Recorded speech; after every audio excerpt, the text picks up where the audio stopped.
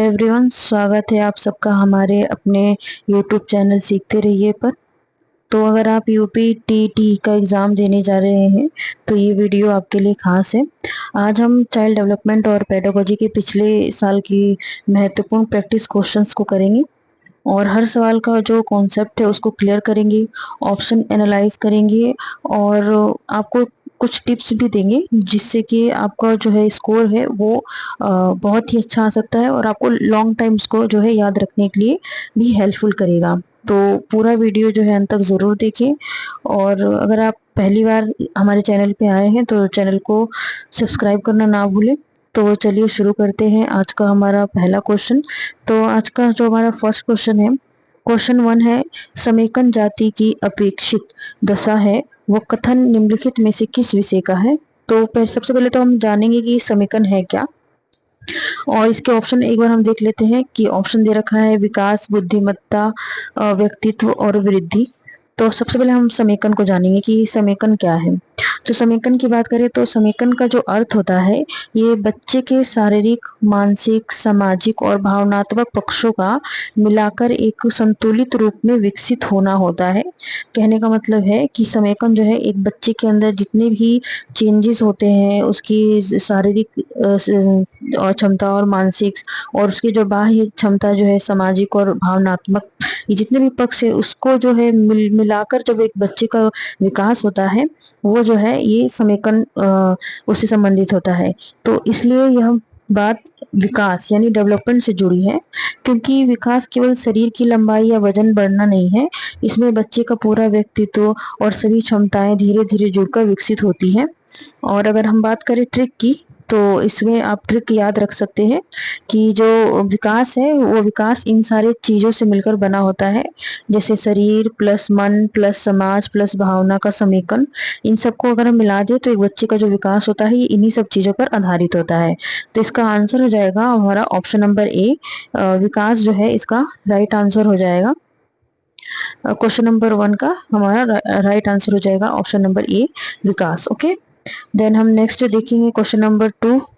Question number 2 कहता है संज्ञानात्मक विकास के चरणों, जिसे हम कहते हैं संवेदी पेशीय, पूर्व संक्रियात्मक प्री ऑपरेशनल, मूर्त और पूर्व कॉन्क्रीट, संक्रियात्मक और औपचारिक यानी फॉर्मल, ये जितने भी हैं संक्रियात्मकता की जो पहचान है, ये सब जितने भी थ्योरी है एक्चुअली किसने दिया है, किसने कहा है। तो जो इसका ऑप्शंस है हमारे हिलगार्ड द्वारा है या स्टेट द्वारा या ऑप्शन सी है स्किनर द्वारा या ऑप्शन डी है पियाजे द्वारा। तो ये जो संज्ञानात्मक विकास के हमारे जो 4 चरण है ये इन्होंने दिया था हमें, पियाजे ने दिया था, जीन पियाजे ने। और ये यूपी टेट 2013 में पूछा गया क्वेश्चन भी है, आप इसे देख सकते हैं। ओके, इसके एक्सप्लेनेशन में हम देखते हैं कि जो ये संज्ञानात्मक विकास है इसमें जो है कोग्निटिव डेवलपमेंट ये किससे संबंधित है, ये जीन पियाजे से है, जिन्होंने बताया कि संज्ञानात्मक विकास का जो मतलब है वो बच्चे की सोचने, समझने, तर्क करने, याद रखने और समस्या हल करने की क्षमता का विकास है। जीन पियाजे ने बताया कि बच्चा जन्म से लेकर किशोर अवस्था तक एक ही तरीके से नहीं सोचता, उसकी सोचने समझने की जो क्षमता है वो उम्र के साथ बदलती है और 4 चरणों में विकसित होती है। राइट, और इसके चरण जो है ये कुछ इस तरीके से हैं, जैसे संवेदी पेशीय अवस्था, इसमें जो होता है जन्म से बच्चा 2 वर्ष तक इस अवस्था में होता है और इस अवस्था में बच्चा अपनी इंद्रियों और शारीरिक क्रियाओं से सीखता है, जैसे कि देखना, छूना, पकड़ना, चीजों को मुंह में लेना, ये सब जो है बच्चा संवेदी पेशीय अवस्था में सीखता है। राइट, दूसरी उन्होंने बताई अवस्था कि पूर्व संक्रियात्मक अवस्था, जिसमें 2 से 7 वर्ष तक का बच्चा होता है और बच्चा जो है भाषा और प्रतीकों का प्रयोग करना शुरू करता है, लेकिन उसकी सोच भी पूरी तरह तार्किक नहीं होती है। अब जैसे कि बच्चा जो है गुड़िया को जीवित मान सकता है, वो उसको फैक्चुअल चीजें नहीं समझ में आती हैं इस अवस्था में। ओके, तीसरी अवस्था उन्होंने बताई है मूर्त संक्रियात्मक अवस्था, जिसे 7 से 11 वर्ष तक का माना जाता है और इस अवस्था में बच्चा जो है वास्तविक वस्तुओं के आधार पर तर्क करना सीखता है। जैसे उसे समझ आता है कि एक ही पानी को अलग आकार के गिलास में डालने से पानी की मात्रा नहीं बदलती। और इसमें वो ये भी समझ जाता है, पहले वाले एग्जाम्पल की अगर हम बात करें कि गुड़िया को जीवित मान सकता है, तो वो जो है इस अवस्था में, तीसरी अवस्था में, जिसे हम मूर्त संक्रियात्मक अवस्था कहते हैं, इसमें वो गुड़िया को जीवित नहीं मानता। वो समझ जाता है कि वो एक खिलौना है, राइट। और इसके फोर्थ में देखें तो चौथी अवस्था बताते हैं औपचारिक संक्रियात्मक अवस्था, जो कि 11 वर्ष के बाद की अवस्था होती है। और अब बच्चा जो है अमूर्त विचारों पर सोच सकता है, तर्क कर सकता है और काल्पनिक परिस्थितियों को समझ सकता है, जैसे अगर ऐसा हो जाए तो क्या होगा, जैसे प्रश्नों पर विचार करना और जो है क्वेश्चंस करना, उसकी जो है ये सब तार्किक जो है विचार जो है उठते हैं, राइट। अगर हम बाकी ऑप्शंस की बात करें, जैसे हिलगार्ड ने इनकी बात करें तो इन्होंने अधिगम और मनोविज्ञान से जुड़े जो है संज्ञानात्मक अवस्थाएं नहीं दी थी। इन्होंने जो है स्किनर स्किनर जो है इन्होंने व्यवहारवाद और पुनर्बलन सिद्धांत के लिए प्रसिद्ध है। इनका जो थ्योरी है, स्टेट ने जो है इन्हें इस सिद्धांत से संबंधित नहीं माना जाता। पियाजे ने जो है, अभी हमने 4 अवस्थाएं पढ़ी, ये बच्चों की सोच के 4 चरण इन्होंने पियाजे ने बताया है। ओके,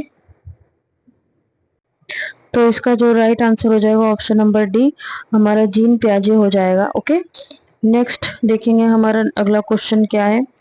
हमारा अगला क्वेश्चन है क्वेश्चन नंबर 3, निम्नलिखित में से कौन सी संज्ञानात्मक क्रिया की दी गई सूचना के विरोधाभास के लिए प्रयोग की जाती है।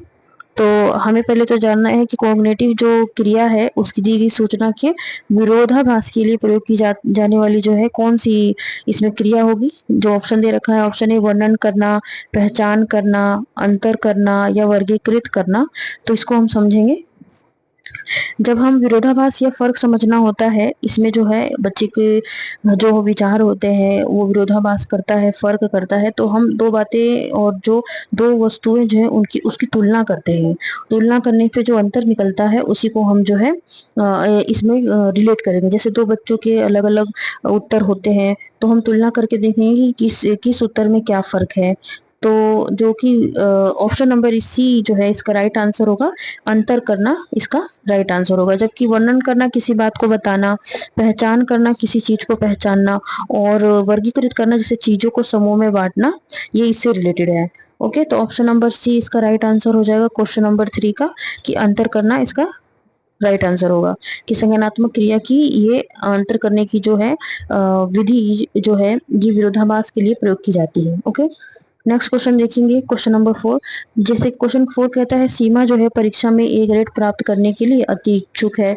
ओके, और जब वो परीक्षा भवन में प्रवेश होती है तथा परीक्षा प्रारंभ होती है, वो अत्यधिक नर्वस हो जाती है और उसके जो पांव जो है ठंडे पड़ जाते हैं, उसके हृदय की धड़कन बहुत तेज हो जाती है और वो उचित तरीके से उत्तर नहीं दे पाती। ऐसा किस कारण से हो सकता है? तो हम ऑप्शन देख लेंगे। ऑप्शन ए कहता है शायद वो आकस्मिकता या संज्ञानात्मक अवरोध का सामना नहीं कर सकती, और शायद वो अपनी, ऑप्शन बी बोलता है शायद वो अपनी तैयारी के बारे में बहुत आत्मविश्वासी नहीं है। ऑप्शन सी कहता है शायद वो इस परीक्षा के परिणाम के बारे में बहुत अधिक सोचती है।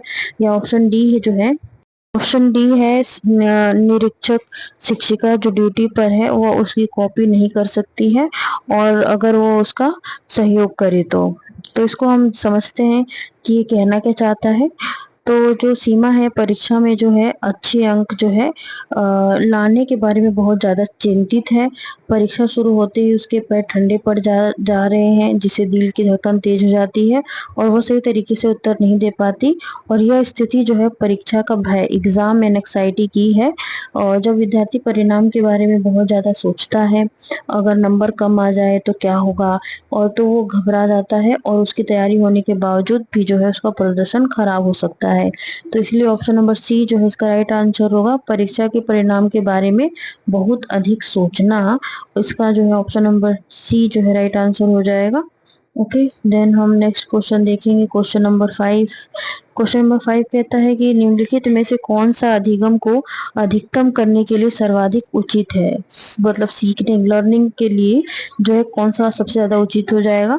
तो देखेंगे शिक्षिका को अपनी संज्ञानात्मक शैली के साथ साथ अपने विद्यार्थियों की संज्ञानात्मक, ऑप्शन बी है विद्यार्थियों में व्यक्तिगत भिन्नता को सहज बनाने के लिए समान विद्यार्थियों के जोड़ बनाने चाहिए। क्या ऐसा करना चाहिए कि एक विद्यार्थियों के जो है उसके पर्सनल जो है डिफरेंसेस के आधार पर उनको कंफर्टेबल बनाने के लिए उनको जो है उन्हीं के जैसे बच्चों के साथ तो बैठा देना चाहिए, या फिर शिक्षिका को जो है अपनी संज्ञानात्मक शैली के साथ साथ अपने विद्यार्थियों की संज्ञानात्मक शैली की पहचान करनी चाहिए। ऑप्शन ए और ऑप्शन बी हो गया। ऑप्शन सी कहता है कि अधिकतम परिणाम लाने के लिए शिक्षक केवल एक अधिगम शैली पर ध्यान केंद्रित करे।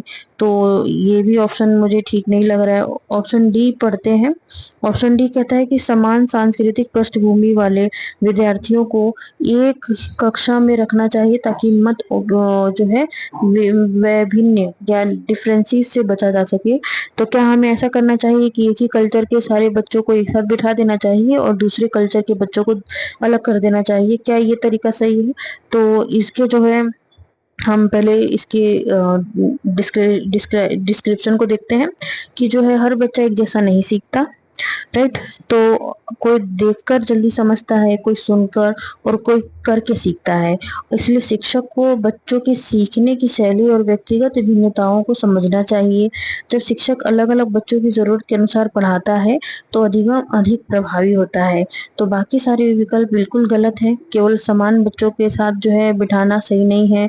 डिफरेंसेस या विविधता से बचने के लिए एक दूसरे से भी सीख जो है जो डिफरेंसेस से बच्चे जो एक दूसरे से भी सीखते हैं। सिर्फ एक ही लर्निंग स्टाइल में पढ़ाना सभी बच्चों के लिए उपयोगी नहीं होगा और अलग सांस्कृतिक पृष्ठभूमि वाले बच्चों को अलग रखना उचित नहीं है। तो इसका राइट आंसर हमारा ऑप्शन नंबर ए हो जाएगा कि शिक्षिका को जो है अपनी संज्ञानात्मक शैली के साथ साथ अपने विद्यार्थियों की संज्ञानात्मक शैली की पहचान करना चाहिए जिससे वो अधिक सीख सके, right. Okay, then option number E हमारा राइट आंसर हो जाएगा। क्वेश्चन नंबर 6 क्वेश्चन नंबर 6 देखते हैं। क्वेश्चन नंबर 6 कहता है कि बच्चे जो है फिल्मों में दिखाए गए हिंसात्मक व्यवहार को सीख सकते हैं और यह निष्कर्ष निम्नलिखित में से किस मनोवैज्ञानिक द्वारा किए गए कार्य पर आधारित हो सकता है? तो ये जो है ये किन्होंने ये बताया है? तो ऑप्शन दे रखा है एडवर्ड एल थॉर्नडाइक ने, जेबी वॉटसन ने, ऑप्शन बी, ऑप्शन सी है एल्बर्ट बंडूरा ने या जीन पियाजे ने। तो इसको हम देखेंगे। ऑप्शन नंबर जो है D actually B Albert Bandura जो है ऑप्शन नंबर सी इसका राइट आंसर होगा। उन्होंने बताया है कि बच्चे केवल किताब या शिक्षक से नहीं बल्कि दूसरों को देखकर भी सीखते हैं। इसे अवलोकन द्वारा अधिगम जिसे ऑब्जर्वेशनल लर्निंग कहते हैं। जैसे कि बच्चा जो है फिल्म, टीवी या किसी बड़े व्यक्ति को देखकर उसके व्यवहार की नकल कर सकता है। अगर वो बार बार हिंसात्मक व्यवहार देखेगा तो उसे भी वो जो है उसको कॉपी करने के वैसा ही उसको व्यवहार में सीखने की संभावना हो सकती है। तो बाकी सब जितने भी ऑप्शन है वो गलत है। जबकि बंडूरा ने ये जो है ऑब्जर्वेशनल लर्निंग का जो है कॉन्सेप्ट दिया था। थॉर्नडाइक ने जो है ट्रायल एंड एरर और लॉ ऑफ इफेक्ट के बारे में बताया। वॉटसन ने व्यवहारवादी के बारे में बताया। पियाजे ने संज्ञानात्मक विकास की अवस्थाएं दी। तो ऑप्शन नंबर सी इसका राइट आंसर हो जाएगा एल्बर्ट बंडूरा ने। ओके, नेक्स्ट क्वेश्चन है क्वेश्चन नंबर 7 है। क्वेश्चन नंबर 7 है डैश के अतिरिक्त निम्नलिखित सभी तथ्य संकेत करते हैं कि बच्चा कक्षा में संवेगात्मक और सामाजिक रूप से इमोशनली एंड सोशली समायोजित है। क्या हमें संकेत देते हैं? तो इसकी देख लेते हैं। ऑप्शन में दे रखा है हम उम्र साथियों के साथ मधुर संबंधों का विकास। क्या इससे जो है ये संकेत देता है कि बच्चा कक्षा में संवेगात्मक और सामाजिक रूप से इकोनॉमिकली और सोशली समायोजित मतलब उसमें हिस्सा लिया है? क्या इस ऑप्शन से पता चलता है? तो ऑप्शन नंबर ए हो गया। ऑप्शन नंबर बी दिया है चुनौतीपूर्ण कार्यों पर ध्यान केंद्रित करने से क्या इसके इमोशनली और सोशली बैकग्राउंड का पता चलता है?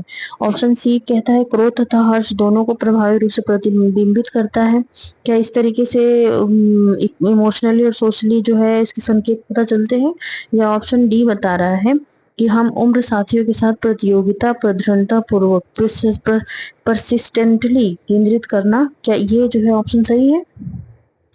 तो हम देखते हैं कि जो बच्चा जो है भावनात्मक और सामाजिक रूप से समायोजित होता है वो साथियों के साथ अच्छे संबंध बनाता है और अपनी खुशी और गुस्से को सही तरीके से व्यक्त करता है और कठिन कार्यों में भी ध्यान लगाता है। तो जो है लेकिन अगर बच्चा हमेशा केवल प्रतियोगिता और जीतने पर ही केंद्रित रहे तो इस सामाजिक समायोजन का अच्छा संकेत नहीं माना जाता। इससे जो है सहयोग, मित्रता और टीम वर्क कम हो सकता है। इसीलिए उसका option number D right answer होगा। हमसे पूछा क्या गया क्या कि इमोशनली एंड सोशली जो है समायोजित किस अवस्था में है कि जो है बच्चे जो है हम उम्र साथी के साथ प्रतियोगिता पर दृढ़ता पूर्वक केंद्रित करना, क्या ये जो है इसके साथ मैच कर रहा है? तो नहीं, इसका ये आंसर नहीं होगा। हमारा राइट आंसर हो जाएगा ऑप्शन नंबर ए, हम उम्र साथियों के साथ मधुर संबंधों का विकास जो है उसको एक तरीके से अच्छा संवेगात्मक और सामाजिक, इमोशनली एंड सोशली समायोजित कर सकता है। ऑप्शन नंबर ए इसका राइट आंसर होगा। जबकि इन सब में जो है एक एक तरीके का बच्चा जो है कटा कटा सा महसूस करेगा। जैसे उसको अगर हम चुनौतीपूर्ण कार्य दे देंगे तो उसको टफ लगेगा, तो वो जो है उससे अदर बच्चों से वो रिलेट नहीं कर पाएगा। क्रोध में और जो है उसकी खुशी में जो है वो बच्चों से शेयर नहीं करेगा, तो भी वो जो है सही नहीं है बच्चे के लिए। इसलिए ऑप्शन नंबर ए हमारा राइट आंसर हो जाएगा। ओके, नेक्स्ट है, ये ऑप्शन नंबर इसका डी गलत होगा। ये ऑप्शन नंबर डी इसका राइट आंसर नहीं है। नेक्स्ट है क्वेश्चन नंबर 8, एक विद्यार्थी उच्च स्तरीय रंगमंच कलाकार बनना चाहता है, राइट? उसके लिए निम्नलिखित में से कौन सा जो है उपाय सबसे कम प्रभावी होगा?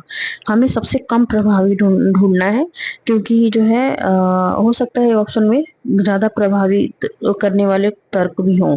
तो ऑप्शन नंबर ठीक से पढ़ते हैं हम लोग। संसार के श्रेष्ठ रंगमंच कलाकारों की जीवनी में रुचि पूर्वक साहित्य पढ़ने के लिए तथा उनसे सीखने के प्रयास के लिए कहना, तो ये तो मुझे पॉजिटिव लग रहा है। नेक्स्ट ऑप्शन पढ़ते हैं, ऑप्शन नंबर बी, राज्य स्तरीय प्रतियोगिताओं को जीतने का प्रयास करना ताकि छात्रवृत्ति पाई जा सके, ये थोड़ा मुझे डाउट है। ऑप्शन नंबर सी है अन्य रंगमंचीय कलाकार साथियों के साथ समानुभूतिपूर्ण, स्नेही तथा सहयोगी संबंध विकसित करना। या ऑप्शन नंबर डी, उन रंगमंच कौशलों को अधिक समय देना जिनमें वो प्रवीण होता है। तो इसको हम तर्क वाइज देखते हैं। तो अगर विद्यार्थी को एक अच्छा रंगमंच जो है कलाकार बनना है तो उसे केवल उन्हीं स्किल्स पर काम नहीं करना चाहिए जिसमें वो पहले से अच्छा हो। उसे अपनी कमजोरियों को सुधारना चाहिए, जैसे संवाद बोलना, अभिनय, भाव भंगिमा, मंच पर आत्मविश्वास दिखाना, ये सब जो है बच्चे के अंदर डेवलप करना चाहिए। बाकी विकल्प जैसे अच्छे कलाकारों की जीवनी पढ़ना, प्रतियोगिता में भाग लेना और दूसरे कलाकारों से सहयोग करना, ये सभी उसके विकास में मदद करेंगे, राइट? तो सबसे कम प्रभावी जो है केवल जो है उन्हीं कौशलों को अधिक समय देना जिसमें वो पहले से प्रवीण है, ये जो है सबसे कम प्रभावी होगा। तो ऑप्शन नंबर डी इसका राइट आंसर हो जाएगा। ऑप्शन नंबर डी इसका राइट आंसर होगा। ओके, नेक्स्ट क्वेश्चन की तरफ बढ़ते हैं। क्वेश्चन नंबर 9, निम्न में से कौन सा कौशल संज्ञानात्मक बुद्धि से संबंधित है? तो संज्ञानात्मक बुद्धि से कौन सा कौशल संबंधित है? ऑप्शन नंबर ए है याद करना, ऑप्शन नंबर बी है गणित अभ्यास, ऑप्शन नंबर सी है विचार करना, या ऑप्शन नंबर डी जो है सहानुभूति देना। तो ये संज्ञानात्मक कौशल जो है बुद्धि से किस तरीके से कौन सा संबंधित है?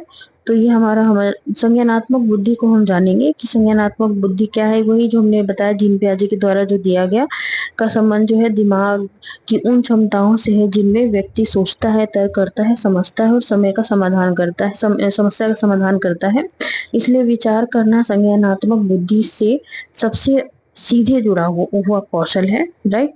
बाकी जो विकल्प है जैसे याद करना, ये जो है स्मृति से जुड़ा है, पर यहाँ मुख्य कौशल सोचने का है। गणित अभ्यास ये गतिविधि कौशल नहीं है, और सहानुभूति देना ये भावनात्मक बुद्धि से जुड़ा है, राइट? तो इसलिए ऑप्शन नंबर सी जो है विचार करना, ये जो है ये इसके कौशल से जुड़ा है, संज्ञानात्मक बुद्धि के कौशल से जुड़ा है। क्या करना है? विचार करना। ऑप्शन नंबर सी इसका राइट आंसर हो जाएगा। नेक्स्ट क्वेश्चन की तरफ चलेंगे। क्वेश्चन नंबर 10 है, संवेग के मनोविज्ञान में निम्नलिखित में से किस तथ्य पर सबसे कम ध्यान दिया गया है?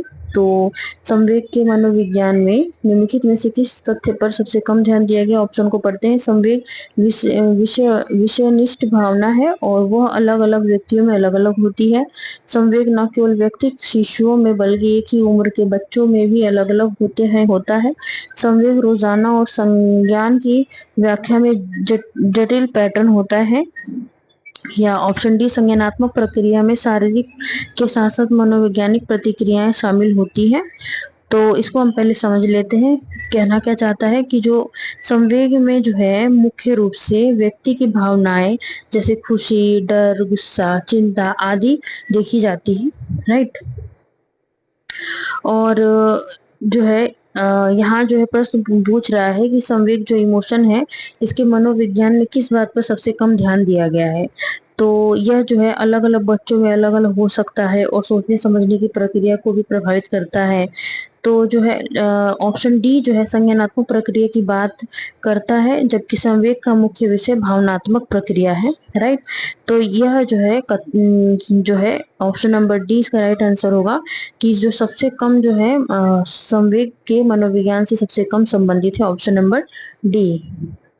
जो संज्ञानात्मक प्रक्रिया में शारीरिक के साथ साथ मनोवैज्ञानिक प्रतिक्रियाएं शामिल होती हैं, राइट। इसका ऑप्शन नंबर डी इसका राइट आंसर हो जाएगा। ओके, नेक्स्ट क्वेश्चन देखते हैं। क्वेश्चन नंबर 11 देख लेते हैं। बंडूरा के सामाजिक अवलोकन पर आधारित अधिगम सिद्धांत में निम्नलिखित में से कौन सी प्रक्रिया होती है? उन्होंने जो भी जो दिया है उसको देख लेते हैं। स्वचिंतन का ऑप्शन ए, ऑप्शन बी है प्रतिधारण, ऑप्शन सी है पुनरावृत्ति या ऑप्शन डी है सार को दोहराना। तो इसको हम देख लेते हैं कौन सी प्रक्रिया होती है, राइट। देखेंगे कि बंडूरा के सामाजिक अधिगम सिद्धांत के अनुसार जो है बच्चा दूसरों को देखकर सीखता है, लेकिन केवल देखकर सीखना काफी नहीं है। जो व्यवहार देखा है उसे दिमाग में याद रखना भी जरूरी है। इसी को प्रतिधारक रिटेंशन कहते हैं। जैसे बच्चा शिक्षक को कोई चित्र बनाते हुए देखता है और बाद में वही चित्र बनाने की कोशिश करता है, तो पहले उसने देखा फिर उसे याद रखा। तो जो है ये जो है प्रतिधारण की टेंशन जो है ये इसका राइट आंसर हो जाएगा ऑप्शन नंबर बी। और इसका ट्रिक जो है जैसे बंडूरा ने पहले क्या बताया, देखो फिर याद करो और फिर करके दिखाओ। इसको ट्रिक से भी याद रख सकते हैं। तो इसका ऑप्शन नंबर बी जो है राइट आंसर हो जाएगा प्रतिधारण रिटेंशन। ओके, तो फ्रेंड्स ये हमारे कुछ लगभग 10-11 क्वेश्चंस थे जो कि हमने आज किए। तो अगर आपको समझ में आया हो और कहीं आपको डाउट हुआ हो तो आप कमेंट कर सकते हैं, हमसे पूछ सकते हैं। आपकी समस्या का निवारण जरूर होगा। और आपको जो है आज की प्रैक्टिस से काफ़ी अगर मदद मिली होगी या आपको वीडियो पसंद आई होगी तो ज़रूर हमें जो है सपोर्ट करने के लिए लाइक करें, शेयर करें। नए हैं तो चैनल को ज़रूर सब्सक्राइब करें और कमेंट में आप हमें बताएं कि हम आपके लिए और भी इस तरीके के प्रैक्टिस सेट्स लाएं। अगर आपको चाहिए तो हम ज़रूर लेकर आएंगे। और इसी तरीके की वीडियो देखने के लिए हमारे साथ जुड़े रहें और अपनी तरफ से भी कोई टॉपिक बताना चाहें तो हमें ज़रूर बताएं। आप सभी को आपके आने वाले एग्ज़ाम के लिए शुभकामनाएं और फिर मिलते हैं हम अपनी अगली क्लास में। तब तक के लिए धन्यवाद। जय हिंद, जय भारत। देखते रहिए, सीखते रहिए। Thank you so much.